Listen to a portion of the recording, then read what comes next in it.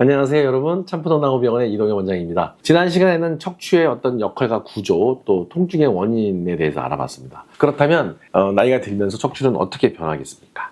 오늘은 척추의 퇴행성 변화와 대표적인 척추 질환 그리고 어떻게 치료하며 진단하는 방법까지 속 시원하게 알려드리겠습니다. 끝까지 함께해 주십시오.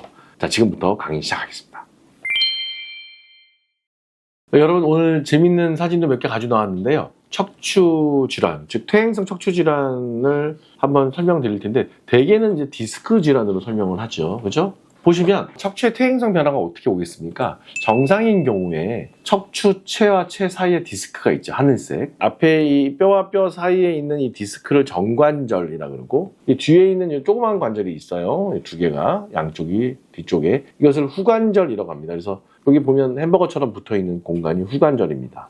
다시 이제 슬라이드로 돌아가서 정상인 경우에 하중이 이 정관절인 디스크의 80%가 들어가고 후관절에는 20%가 들어갑니다. 그런데 이 후관절이 변성이 옵니다. 후관절이 변성이 오면서 이 뒤에 있는 관절들이 변형이 되는데 이 정관절인 디스크도 이제 변성이 같이 오게 되죠. 그러면 오히려 앞쪽에 있는 추간판이 담당하는 파워는 한 60% 정도로 줄어들게 되고 이 하중이 후관절 쪽에 40%나 증가하게 돼요. 그러다 보니까 이 추간판이 변성되고 척추체가 유지하는 힘이 떨어지면서 주변 사람들이 힘들어지는 거예요. 그러니까 이렇게 생각하면 돼요. 가장이 자기 역할을 잘 못하면 가족들이 힘들어지잖아요. 그러니까 똑같은 거예요. 이 가장인 정관절인 추간판이 변성이 돼서 이 주변 사람들이 힘들어지잖아요. 아니면 회사의 사장이 자기 역할을 80 정도 하고 주변의 부하 직원들이 한 20% 담당해야 하는 게 정상인데 이 사장이 변심을 해서 변성이 돼서 자기 역할을 못하면 즉 사장이 유지하는 힘이 저하가 되죠. 그러면 이 주변 사람들이 힘들어지는 거예요. 40%나 감당해야 돼요. 그러니까 허리가 아프고 경직이 되고 인대나 관절, 근육이 경직되게 되는 거죠. 그러면서 이제 정상적인 디스크는 이렇게 A 그림처럼 이렇게 시신해부학에서 이제 깨끗한 디스크를 이렇게 보여주는 사진인데 아주 깨끗하죠. 그래서 MRI 찍으면 하얗게 보인단 말이에요. 그죠? 까만 띠가 있고 물 성분을 함유하고 있는 하얀색 디스크가 퇴행이 되면 이렇게 하얗게 넓게 있어야 되는 디스크가 좁아지면서 탈수 효과가 생기면서 붙어 있죠. 그리고 색깔도 좀 이상하고 그래서 MRT2 이미지에서 검게 변한단 말이에요. 블랙 디스크로. 그러니까 이렇게 되면 이 위에 있는 디스크는 80% 정도 하중을 감당하는데 이 아래에 있는 이 변성된 디스크는 이제 60% 미만으로 이제 하중을 받을 수밖에 없거든요. 그러니까 주변이 점점 힘들어지는 거죠.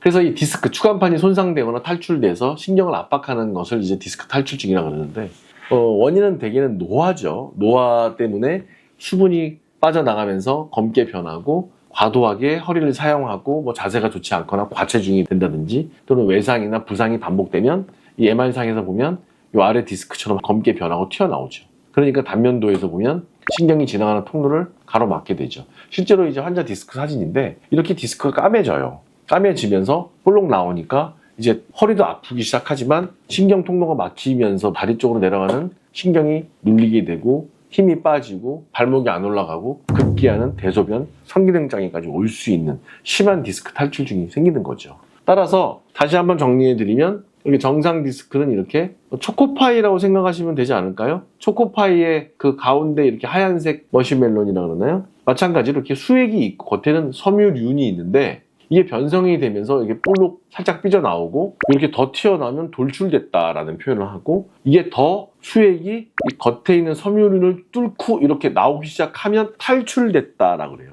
수액이 이 노란색 섬유륜 안에 갇혀 있어야 되는데 탈출을 하기 시작해서 급기야는 터지죠. 따라서 정상, 변성 약간 된 거, 돌출이 더 심해지면 탈출, 그 다음에 빵 터진다는 거죠. 그래서 탈출이 좀 심하면 벌써 찢어지기 시작하는 겁니다. 그렇다면 주변 신경이 눌리는 위치에 따라서 천추 1번 신경이면 약간 뒤쪽으로 내려가고 요추 5번 신경이면 뒤 옆으로 내려가고 4번이면 앞쪽으로 내려가고 3번이면 허벅지까지 내려가고 그래서 막 터지고 쑤시고 이런 얘기 하거든요. 이게 무슨 말이냐면 1, 2, 3, 4, 5 뼈 사이에 있는 디스크가 있고 요 사이사이를 지나가는 신경이 있는데 4번, 5번 사이에서 눌리면 보통 대개 5번 신경이 눌리거든요.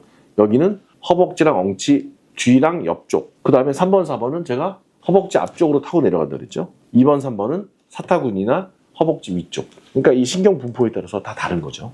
그러면 과연 그럼 협착증은 무엇인가? 디스크 탈출 질환이랑 좀 다른데 디스크가 나왔든 관절이 커졌든 어쨌든 신경 통로가 좁아지는 거를 그냥 협착증이라고 합니다. 따라서 여러 가지 이유가 있겠죠. 뭐 퇴행성 변화로 인대가 비우되어 있는 경우, 골극이 뼈가 자라서 신경을 누르는 경우, 디스크가 많이 나오는 경우, 또는 선천적으로 협착이 있는 경우가 있는데 MR상에서 보면 뼈가 1, 2, 3, 4, 5고요. 이 4번, 5번 디스크도 밀려 나와 있지만 뒤에 인대도 막혀 있어서 신경줄기 MRI상에서 하얗게 잘 내려가야 되는데 내려가지 않고 완전히 끊어져 보이죠. 이런 형태의 질병을 디스크도 탈출이 됐지만 우리는 협착증이라고 합니다. 그래서 이분 같은 경우는 엄밀히 말하면 디스크 탈출과 협착이 같이 있는 거죠. 어쨌든 디스크만 나온 게 아니라 사방에서 에워싸면서 신경 통로를 막아버리는 자체를 우리는 협착증이라고 얘기를 합니다. 따라서 이 디스크 질환과 협착증이 좀 다른데 디스크는 실제로 디스크가 나와 있는 거고요. 주변 구조물들은 압박이 별로 없을 때 우리는 보통 디스크, 수액이 파열되면서 나왔다라고 얘기를 하는 거고 협착증은 디스크도 일부 나와 있지만 주변 구조물들이 다 커지면서 신경을 꽉 사방에서 에워쌀 때 협착이라고 합니다. 그런데 이 두 가지 질병이 조금 달라요.